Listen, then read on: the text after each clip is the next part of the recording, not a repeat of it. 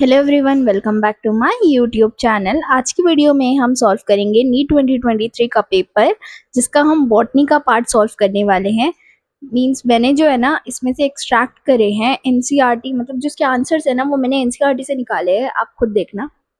पहला क्वेश्चन है, given below are two statements, one is labeled as assertion and the other is labeled as reason. Assertion क्या है कि the first stage of gametophyte in the life cycle of moss is protonema stage. Reason R है protonema develops directly from spores produced in capsule. In the light of above statement, choose the most appropriate answer from the option given below. पहला बोल रहा है कि both A and R are correct. assertion और reason दोनों ही सही हैं। दूसरा बोल रहा है कि असर्शन और रीजन दोनों ही सही है, बट रीजन जो है वो करेक्ट एक्सप्लेनेशन नहीं है असर्शन का। नेक्स्ट इज कि A is correct but R is not correct, कि असर्शन सही है, रीजन सही नहीं है।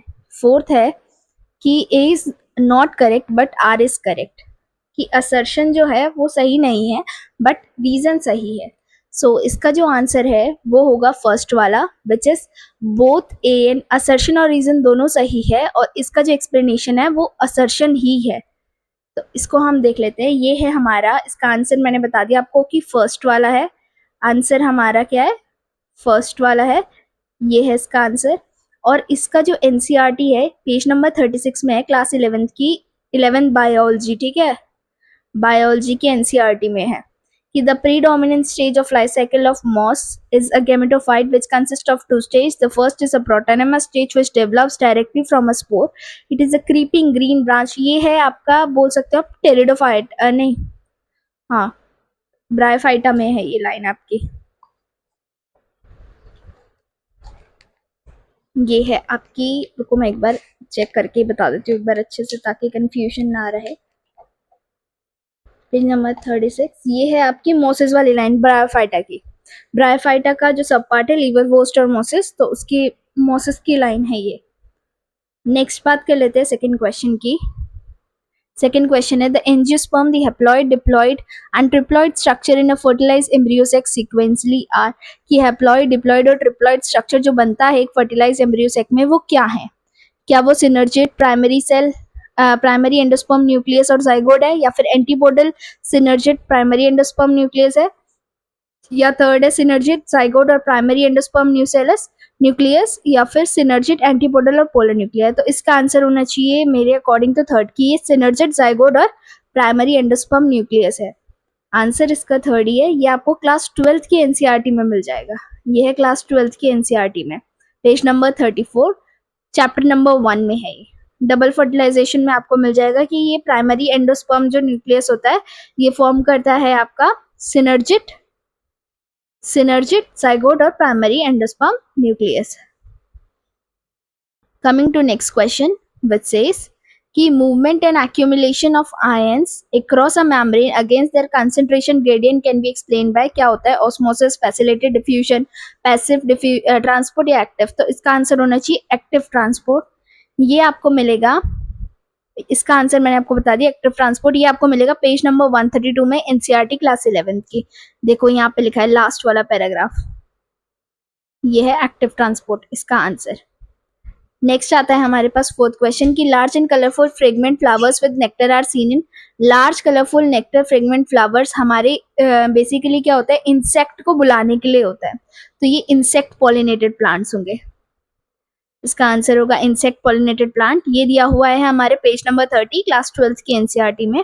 देखो, majority of insect pollinated plants are large colourful fragment and rich in nectar. Next question की बात कर लेते हैं। 105, the phenomenon of pleiotropism refers to. अब देखो इसमें क्या है ना कि ये जो क्वेश्चन है ना, इसका आंसर मुझे मिला यहाँ पे सप्लीमेंट्री मटेरियल में। तो जो सप्लीमेंट्री मटेरियल है ना, प्लीज इसको भूल मत जाना, अभी भी 2 दिन बाकी हैं, प्लीज इसे पढ़ के जाना। इसमें से भी क्वेश्चन आ रहे हैं, 2023 में आए, मे बी 2024 में भी आए। प्लीज सप्लीमेंट्री मटेरियल पढ़ के जाना। अगर आपके पास नहीं है तो मैं आपको इसकी लिंक में दे दूंगी, आप इसकी लिंक से ले लेना वो सप्लीमेंट्री मटेरियल। तो इसका है आंसर नंबर 3 कि single gene affecting multiple phenotypic expression is called pleiotropism. तो यही इसमें लिखा हुआ है कि सिंगल जील फेनोटाइपिक ट्रेट्स, इसके बारे में लिखा हुआ है। और ये ना आपको एनसीईआरटी में नहीं मिलेगा। देखो टू बी गिवन लिखा है बट दिया नहीं हुआ है, पेज 85 में नहीं है ये एनसीईआरटी की, ठीक है, ये सप्लीमेंट्री मटेरियल में है। नेक्स्ट आता है हमारे पास कि which hormone promotes internode petiole elongation in deep water rice. तो क्या करता है इसमें से, GA3, काइनेटिन, इथाइलिन या 2,4-D, ये करता है इथाइलिन। ये इसका आंसर आपको दिया है, आंसर मैंने आपको बता दिया कि इथाइलिन है, ये दिया हुआ है 250 पेज में 11th के एनसीईआरटी इथाइलिन वाले मटेरियल में। इथाइलिन का जो पूरा पैराग्राफ है ना उसमें दिया हुआ है ये।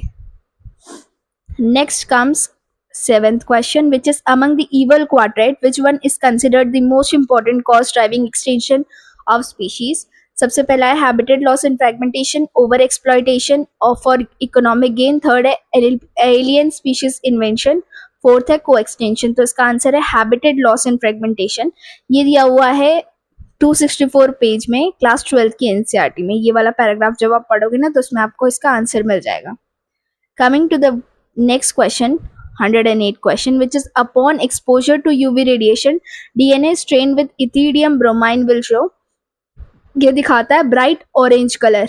इसका आंसर दिया हुआ है पेज नंबर 198 12th की एनसीईआरटी में। इसका आंसर ना यहाँ पे दिया हुआ है, देखो orange, bright orange colour band दिखाता है, ठीक है। Coming to the next question, question number 109, which micronutrient is required for splitting of water molecule during photosynthesis? तो इसका आंसर होना चाहिए मैग्नीज। इसका भी एक पैराग्राफ है मैग्नीज का, पेज नंबर 198 में। तो यहाँ पे आपको 11th के एनसीईआरटी में मिल जाएगा ये। It is absorbed in the form of manganese ion M2 positive, और ये सब इसके बारे में दिया हुआ है, ये प्लीज पढ़ लेना। नेक्स्ट आते हैं 110 क्वेश्चन पे, axial presentation is observed in, इसका आंसर होना चाहिए एक्सियल प्लेसेंटेशन होती है हमारी चाइना रोज बीन्स वाले में। इसका आंसर हाँ यही है, China rose beans and lupin, इसका आंसर ये है। तो आंसर बनता है 2, और ये दिया हुआ है पेज नंबर 75 और 80, देखो इसमें दिया हुआ है।